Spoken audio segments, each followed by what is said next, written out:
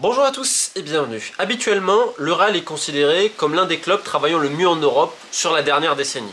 Pourquoi? Parce que c'est un club qui anticipe, qui a une stabilité et qui a une cohérence. Alors oui, des fois il y a eu des changements de stratégie. On se rappelle qu'il y a des années, c'était surtout les jeunes Espagnols en post-formation qui étaient ciblés. Puis ensuite, on a internationalisé cela, notamment sous l'influence du Chief Scout, le responsable de la cellule de recrutement Rouni Calafat, avec ce fonctionnement très particulier, presque unique, on va dire, dans le monde entier, puisqu'il n'y a pas de directeur sportif au Real, on le rappelle, les grands noms sont décidés par le board, principalement son président Florentino Pérez, et vous avez effectivement Calafat, le responsable de la cellule de recrutement, notamment pour les jeunes en post-formation et tout cela.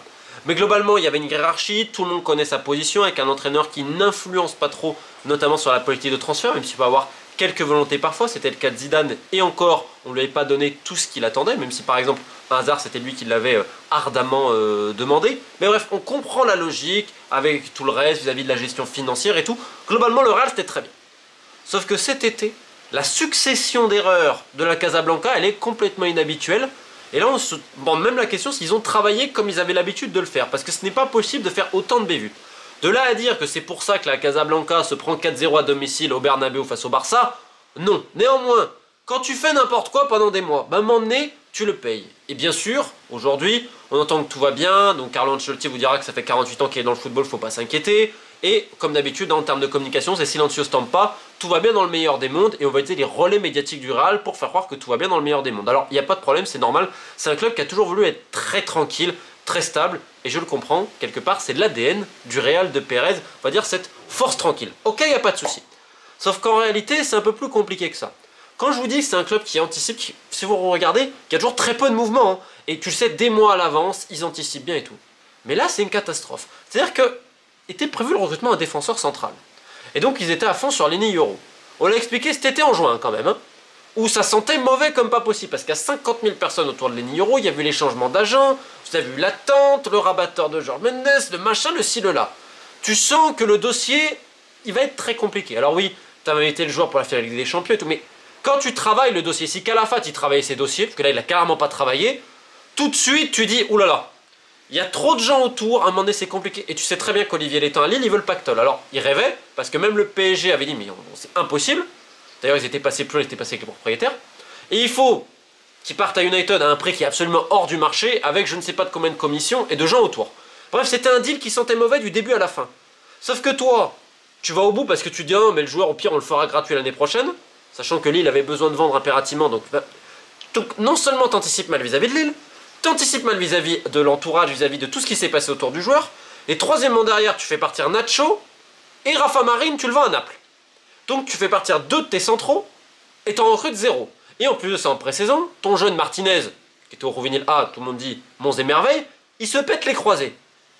Mais comment tu peux aussi mal gérer un dossier? C'est-à-dire que sur l'entrée et la sortie, tu te loupes.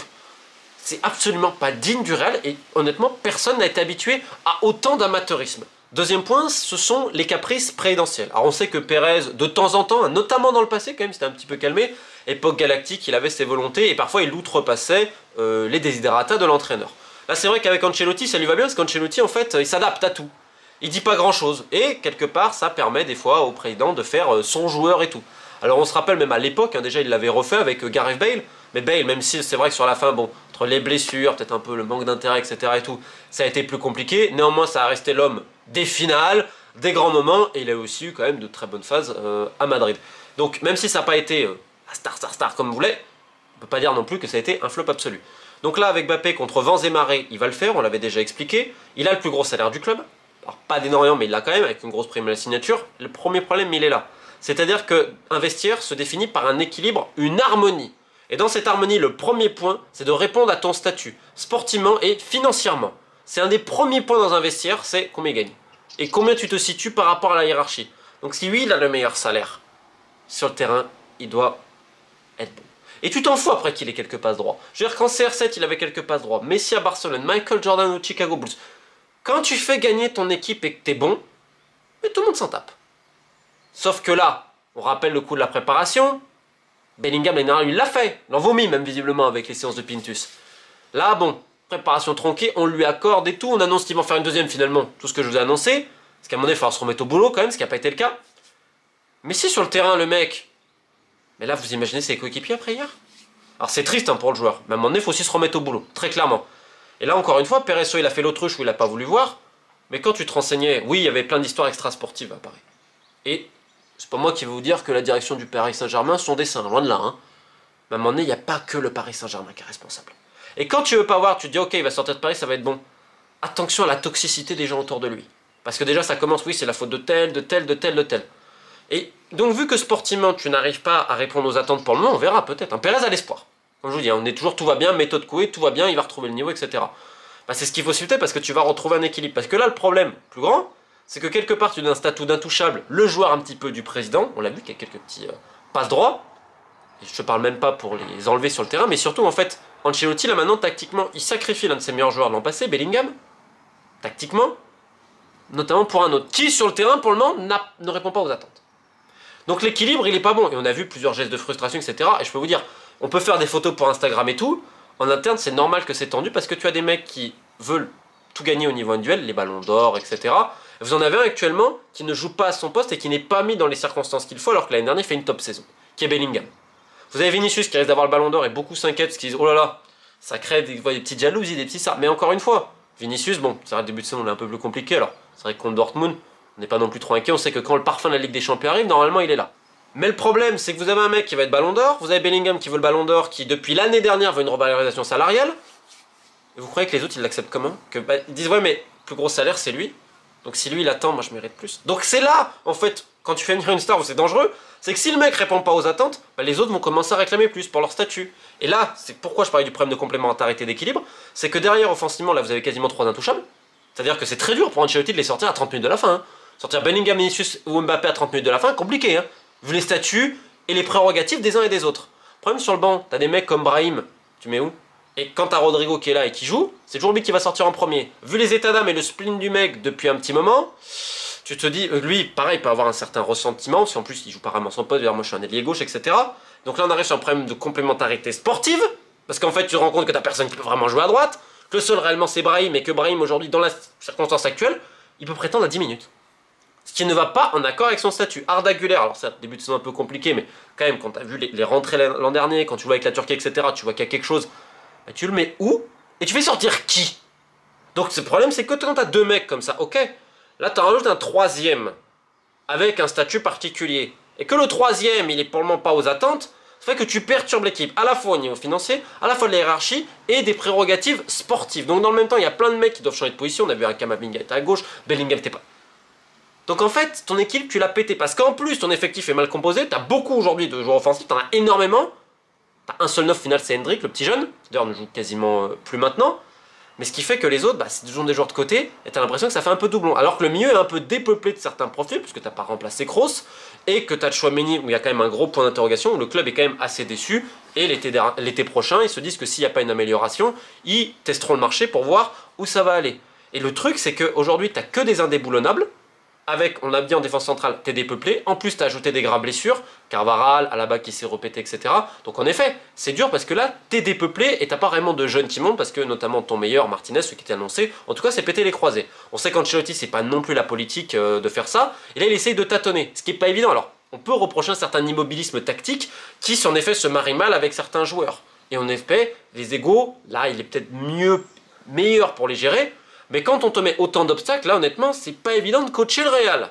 Alors que faire, vous allez me dire? Il peut avoir des solutions, notamment replacer Tchouaméni derrière, mais il aime pas trop non plus. Enfin, à un moment donné, le Real, ça a marché parce que collectivement, on claque. Et là, on va revenir là-dessus, c'est qu'on parlait de stabilité. Tu perds cet été Nacho, Roselu, Kroos. Kroos, patron, joueur exceptionnel. Nacho, joueur de vestiaire. Un mec qui est là depuis très longtemps, ça faisait un socle. Roselu, c'est un bout en train, c'est un mec qui acceptait de jouer 10 minutes. 5 minutes, pas jouer. Le problème aujourd'hui, c'est que les mecs, et on peut les comprendre, individuellement, ce sont tous des très bons joueurs. C'est dur de ne pas accepter de jouer. De jouer que 5 minutes. C'est dur. Et le problème, là, c'est qu'en fait, si tu fais venir autant de dites stars avec ce statut-là, bah derrière, il faut des mecs qui acceptent de jouer très très peu. Ce qui n'est pas du tout le cas non plus. Donc encore une fois, l'effectif, il est mal construit d'un point de vue psychologique, et surtout dans le vestiaire, il y a beaucoup de tension. Mais c'est pas... Ils se ne détestent pas, non, pas du tout. Ouais, mais t'as vu, lui gagne tant. Ouais, mais lui, médiatiquement, lui, il veut le ballon d'or, lui, machin. C'est des conneries. Mais le problème, c'est qu'à l'époque, tu avais quelques patrons de vestiaire. Ils parlaient pas beaucoup, mais il y avait quelque chose, il y avait un socle. Et ils étaient respectés par leur statut, parce que sur le terrain, ils étaient classe. Kroos, il était méchant des fois avec les gens. Mais sur le terrain, tu voulais dire quoi? Et les mecs voyaient ce qu'ils faisaient. Aujourd'hui, Modric, il est un peu seul, parce que même les autres, on va dire, des bons gars de vestiaire, ils sont plus là. Alors, t'as encore des mecs qui peuvent le faire, t'as Vasquez, mais tu as la grave blessure de Carvajal. Ce qui fait que ton vestiaire, tu l'as dépeuplé. Parce que Courtois, par exemple, c'est un mec qui est un peu dans son coin et tout. Et ceux qui sont là depuis un moment, alors c'est vrai, t'as Valverde qui va reprendre un petit peu tout ça, qui en plus maintenant, avec Bielsa qui l'a nommé capitaine en Uruguay, donc c'est bien. T'as Camavinga qui prend un peu plus d'importance, etc. T'as des jeunes comme ça. Mais t'as quand même perdu beaucoup avec des mecs d'expérience, t'as un effectif court, et même d'autres leaders type Alaba, malheureusement, ils sont blessés. Donc en fait, si tu regardes, quand tout va bien et que ça marche, les résultats que tu gagnes, tout le monde est ami avec tout le monde. Quand il commence à avoir un petit grain de sel, tu vas te dire, ah, mais attends, mais lui, il a pas couru. Pourquoi moi je devrais courir pour lui? Et des petites conneries comme ça. Et là, t'as personne pour remettre un peu d'ordre dans la machine, parce que c'est pas non plus la politique de Carlo Ancelotti. Donc en fait, on en revient à ce qu'on disait. Quand tu vois ce qui a été fait cet été, la succession de on va pas se renseigner sur les dossiers, on va laisser faire et on fait l'autruche, ça ne ressemble absolument pas au réel. Alors est-ce que tu peux le résoudre? Oui, bien sûr, tu peux, mais il va falloir faire des choix forts. Le problème, c'est est-ce que Carlo Ancelotti va le faire? Peut le faire? Ce sont deux questions auxquelles c'est bien plus compliqué de répondre. Et on va être très réaliste, parce que j'avais parlé de ça il y a quelques semaines, et ça m'a fait rire, parce que visiblement, le Real était... Je sais pas, et les gens qui disent non, tout va bien dans le meilleur des mondes, d'accord? On n'est pas là pour dire que tout va mal, que non. Par contre, dans le milieu du foot, tout le monde est au courant qu'en interne, il y a des tensions, parce qu'il y en a qui veulent des relations salariales, d'autres qui ont des objectifs manuels, le ci, le là, et qu'en gros, l'équilibre que tu avais de par un certain socle aussi de joueurs et de choses collectives, là, est embourbé par des choses individuelles, et c'est plus compliqué. Donc, bah, bien du courage à la Casablanca, et vous avez, c'est en fait ce qui est très drôle, c'est à un moment donné, c'est la cohérence aussi. Quand tu vois Flick qui est arrivé, on va me dire, en fait, l'équipe que tu vois avec pas mal de jeunes, etc., t'as une certaine cohérence. Pas non plus, mais en fait, ils ont adhéré aussi à une certaine idée. Et là, le véritable problème au Real, c'est que les joueurs actuellement, là, ils n'ont pas adhéré au projet collectif, qui d'ailleurs n'est pas complètement défini, par ce Madrid 2024-2025. Donc bonne chance évidemment à la Casablanca pour le trouver. Peut-être qu'il faudra un choix fort en défense, en attaque ou que sais-je. Mais en tout cas, la seule leçon, c'est que les caprices du président, parfois, c'est pas toujours une bonne idée. Keep the faith.